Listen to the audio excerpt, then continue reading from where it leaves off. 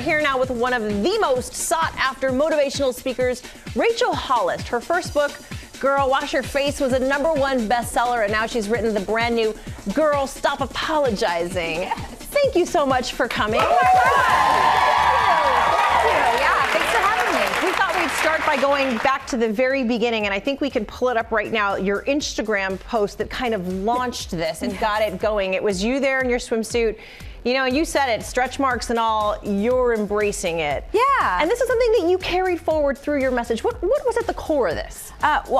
Truthfully, tequila was at the core of that. I was in Mexico with my husband. I wanted to show off my bikini top, and I took a picture and I started to edit it out so you couldn't see my stretch marks, and I thought, dang, so many moms I know, or so many women I know would kill to have stretch marks and are not able to because they're not able to carry a child. This is a blessing. This is a badge of honor, and so I'm gonna rock it with pride, and it really resonated with women all over the world. I love that. They do too.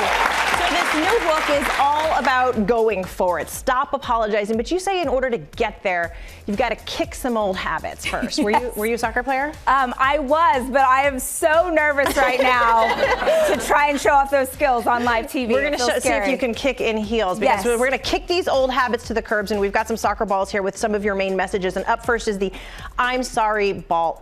I believe in this so much. Women apologize too much. Yeah, so honestly, the whole intention behind this book was I wanted women to pursue a goal for their life, personally or professionally. And in order to do that, you've got to let go of those excuses that hold you back. And one of the biggest excuses is, one, apologizing, just like in life. Like someone bumps into you on the street and you're like, oh, I'm sorry. Like, you're sorry for existing? Like, you're sorry for, you know, or you apologize with the way you live your life. Meaning, you want to pursue something, you want to build a business, or you want to run a marathon, but your family doesn't support it, and so you're constantly saying, I'm sorry, and not chasing down the dream. So, here we go. Right? Oh, I'm nervous. I feel like I can. No pressure, no pressure.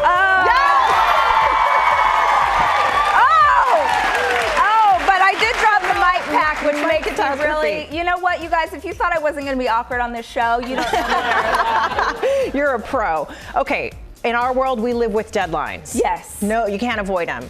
You say deadlines and goals don't mix. Yeah, so I think this hurts you, right? So this is a thing that a lot of women have. I have to be a mom by this age. I need to make partner by this age. I need to do this with my career. And if I had given my goals a deadline, I would have quit so long ago. I would not be an author. I would not have built the company I built. So I just want to encourage you, like, no matter what, pick it. I know.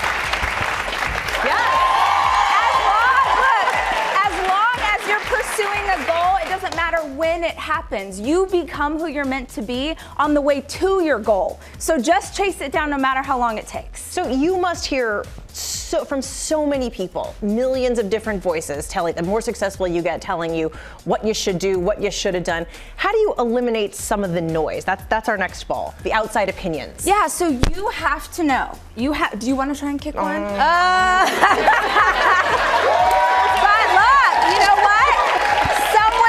Opinion. Women's World Cup is yes, someone else's opinion is none of your business. I like that. So you have to be able to pursue who you are, the dreams of your heart, and be so strong in the conviction of what you want that someone else's talking doesn't even get an opinion here. It's like this.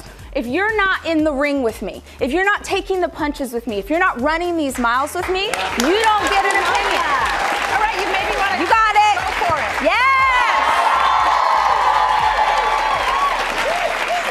Cheering me in the control room. So we've got some questions from our audience, and the first from our viewers. The first one is from Chelsea in Denver, and she sent us a video, so let's watch. Hi Rachel, it's Chelsea out here in Denver, Colorado. I'm a huge fan, and I want to know, how has your life changed now that you've met your career goals? Is it easier? No, I think I made this mistake a lot earlier in my career. Maybe you did too, where you thought, man, if I could just get to a certain level, then suddenly it'll be easier.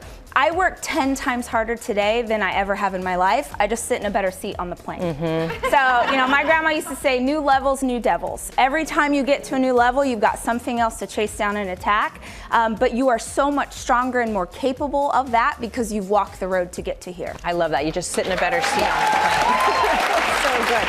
Whitney from North Carolina is here in our audience. You've got a question. Hey, I'm a working mom with raising 3 daughters. Awesome. So how do you get rid of feeling the mom guilt and Yes. encourage your children to go after what they want to do? Yes, okay, Whitney, thank you so much. You guys, I hate mommy guilt. I hate this topic because here's the thing.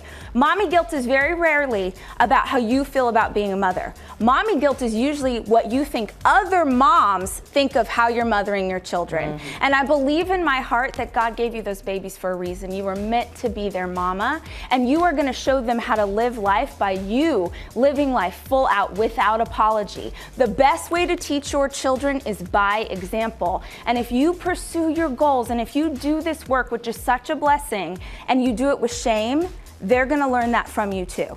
So you gotta own it, and you gotta be powerful, and you gotta show them what it looks like. These 3 beautiful daughters, this is what it looks like to be a woman who's unapologetic about who she is. Love that. Love that. And Marissa from Indiana, you've got a question too. Now, and looking ahead to when I enter the workforce, I'm a little bit nervous as far as being seen as having enough experience when I'm applying for my dream job. I was wondering if you had any advice on coming across as having that experience, especially during like the interview process. Sure. So here's the thing, all love in my heart. You're not gonna be able to get your dream job right out of college. And I think that social media kind of messes us up. It makes us think that we're supposed to have everything now. What you're looking at, my career, this is 15 years of work to get to this place. So what you've got to do is go into that interview and be hungry and show up on the first day and do your work. You would be shocked how hard it is to find people who are just ready to work and who want to learn. You're going to get the dream job, but you've got to probably get the coffee and make copies and do the grunt work and answer phones, and that's how you're going to get the skills that you need to get to the place you want to go. Rachel Hollis, thank you for motivating us and for inspiring us. We love your message. We love you. Thank you so much. Girl Stop Apologizing is out now, and guess what, guys? Everyone in the audience gets to go home with a copy.